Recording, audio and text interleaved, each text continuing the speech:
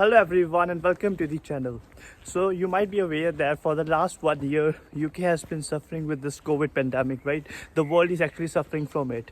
And during this time UK had placed some of their systems and it has supported financially to their own people, and also, like for example, if there are international students, they also supported them.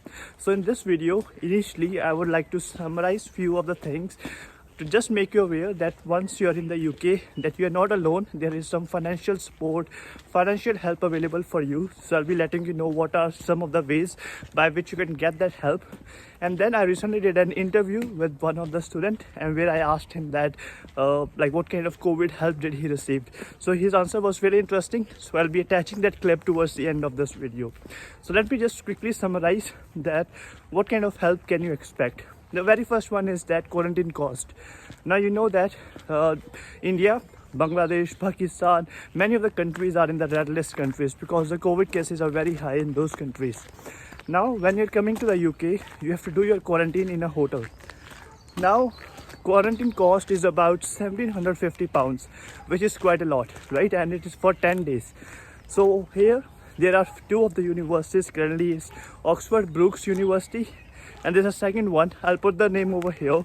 So these two universities are supporting with respect to the quarantine cost. And for the other universities, what I would recommend you is that when you're doing your application, just plug an email to your university international office, whoever deals with that all matters. Just plug them an email that, well, this is a quarantine cost, can you give me a waiver of that? Basically then you don't have to pay for your quarantine cost at all. So this is one of the things by which you can get some support from this UK universities in which you're applying to. The number second one is that the COVID-19 hardship fund. I think all of the universities, rather most of the universities, will be having this COVID-19 hardship funds. Now what it is, how to apply for this, just go to the university website. Even if you're the current student for that university, just go to simply to their website and just plug in the COVID-19 hardship fund. And once you go there, you will be in the main page. Just fill the application form. In the application form, I assume there are two things which will be required. The very first is your bank statement, and the second one will be your cost of rent, like how much, what are your living costs, right? This living cost includes your food cost, travel cost, anything, right? Whatever your living expenses are. And based upon that kind of a difference, if they see that, well, this person is having less amount of money compared to his living expenses, they will be giving an award. So this is all about COVID-19 hardship fund. And basically in my universities, I've seen a few of the students, I've talked with them, I think they've got about £500, £600, £700, depending upon their situation. So it's a like good one if you think you will be financially struggling over here. There's something called this COVID-19 hardship support fund for you guys from the university, and this is basically funded by the UK government. So a very good initiative. And number third one, which I see, is called furlough scheme. For example, let's say when you landed in the UK, you got a job, and I don't think so there will be a lockdown, but let's say if there's a lockdown and your employer say, well, I don't need you anymore. So what your employer can do is, rather than kicking you out, they can just apply for the furlough scheme, and that furlough scheme you'll be getting 80% of your wages. So this is the third one. This is how like we all were benefited in the past 1 year. I don't think so like it will continue until September, but if the cases are high, then you have got this support system for furlough scheme which you can apply and take some benefit of. So these are the three things, like what I can remember. This is how like most of the students were kind of benefited if they were financially struggling, and this is something which I wanted to put across. And now I recently did the interview, so I will just recommend you to watch that. I think that guy also get a laptop free from the university itself, so it's an interesting one to watch. So go ahead and watch that video. That, well, now it's like COVID situation going on. How did COVID impacted you as a student studying in the UK? So you were doing your masters. So how did that COVID thing impacted you, and were there any kind of resources which helped you out during the situation? So it was a very strange time for us last year, because when COVID started and like we were in middle of a degree in there, we were in second semester, and we didn't knew how to do and how we are going to progress from here. And then because we were about to have our second semester exams, most of our midterms and everything was done. We were just about to have our final exams, and it was a bit scary time because we all wanted to enjoy our final year of university, and we couldn't as we wanted to. But the thing was, at least we were able to do a degree. We were able to we were able to finish our degree on time, and yeah, at least we enjoyed the first half of uni.